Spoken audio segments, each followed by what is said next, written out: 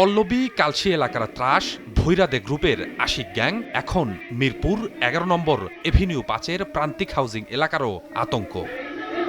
শুক্রবার রাত ১০টায় এলাকায় প্রবেশ করে তাদের ৫০ থেকে ৬০ জনের একটি দল।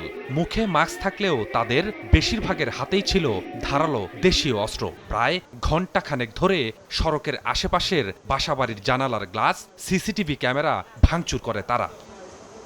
স্থানীয় বাসিন্দারা বলছেন, এলাকার আধিপত্য তৈরি করতে এমন সশস্ত্র মহড়া। কারো কারো ধারণা, পল্লবী ও কালশির পর আশিক গ্যাং এখন এলাকার পরিধি বাড়াচ্ছেন। লম্বা লম্বা দাওগুলা আর কি বগি না কি কই বলতেছে, ওই বগি ছিল হাতে। কোপ দেয় আর কইতেছে ভাই আশিক ভাই আর কবমু রান দাও লইছে যে জব করব, কয় তোর যাবেন চিকগুলি সিরিয়া বিরিয়া লইয়া যায়। আমি তো ডরে বইয়ে রয়েছি, মনে হয় কোপ দিত আমার যদি একার কথা কইতো।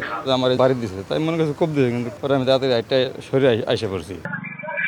হঠাৎই সন্ত্রাসী বাহিনীর এমন মহড়ায় আতঙ্ক ছড়িয়েছে এলাকাটিতে। পোলাপান লয়ে বাচ্চা কাচ্চা লয়ে থাকতে বললে আমাকে তো মনে কোনো অসুবিধা হয়ে যাইতে আছে। এলাকার ভিতর খুব একটা অবস্থা খারাপ শুরু হয়েছে। সবার মুখ ঢাকা, যাদের কাছে বড় বড় রান্দা এমন আতঙ্ক তৈরি করছে যে কোনো এলাকা মানুষ ভীত অবশ্যই হবে।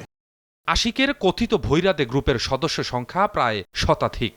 পুলিশের নজরে না পড়লেও মিরপুর এলাকাতেই দাপিয়ে বেড়াচ্ছে এই আশিক। বিভিন্ন সময়ে সামাজিক যোগাযোগ মাধ্যমেও দেখা যায় তাকে। চান্দের দেশে গেলেও তোরা আমি দৈরা আনবো। রাজধানী পল্লবী সহ বিভিন্ন থানায় তার বিরুদ্ধে হত্যাসহ রয়েছে প্রায় ৩০টির মতো মামলা। এসব মামলায় গ্রেপ্তারের পর জামিনে বেরিয়ে আবারও সক্রিয় হয় আশিক।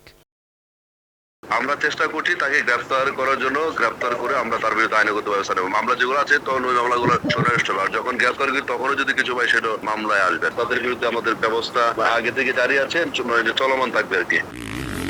আওয়ামী লীগ আমলে গঠিত এই আশিক গ্যাংয়ের দাপটে অতিষ্ঠ এলাকাবাসী। মিরপুর সহ রাজধানীর বিভিন্ন এলাকায় আশিকের মতো এরকম কিশোর গ্যাং সদস্যরা বিস্ফোরা হয়ে উঠেছে ওই এলাকার বাসিন্দাদের কাছে, যারা প্রতিনিয়ত অনিরাপদ করে তুলছে আমাদের এই সুন্দর রাজধানীকে। আইনের কোনো ফাঁকফোকর কাজে লাগিয়ে এই সকল অপরাধীরা যেন কোনো ধরনের অপরাধ কর্মকাণ্ড সংগঠিত করতে না পারে, সেদিকে আরও বেশি কঠোর এবং নজরদারি বাড়ানোর পরামর্শ এই রাজধানীর মানুষের। স্বপন আহমেদ, সময় সংবাদ, ঢাকা।